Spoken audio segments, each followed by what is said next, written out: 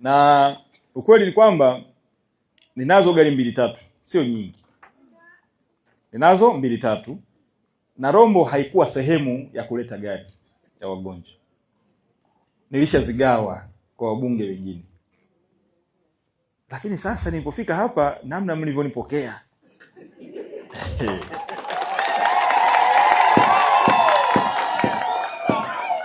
maneno yaliyozungumzwa na dada yangu pale mazito. Amesema mambo yanayofanywa na serikali, amemzungumza Rais Samia, amesema mipango ya maendeleo na mipango yenu kuhusu hospitali hii. Nampongeza sana, mpigieni makofi. Lakini mwakilishi wa Baskofu amezungumza mambo mazuri sana. Sasa nikafikiri nikawaita wenzangu pembeni, tukawa tuna bunge letu pembeni. Na wauliza hapa mimi natokaje hapa? Mkuu wa mkoa akanipa jambo. Katibu tawala mkoa akanipa jambo. Mwenyekiti wa chama naye akanipa jambo. Nikasema kwa kazi hii nzuri ambayo Profesa Mkenda ameifanya kwenye jimbo hili. Hata leo yeye hajui, kwa sababu anajua hakuna magari.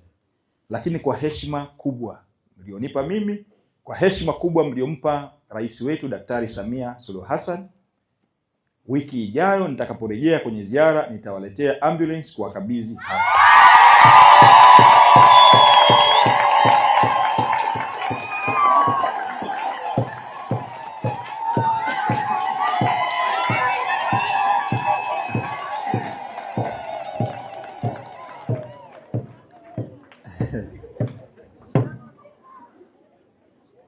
Nimeuona mshikamano. Mwenyekiti wa chama, nimeona mshikamano. Viongozi wa serikali walikuwa wanazungumza mambo mazuri kabisa kuhusu eneo hili.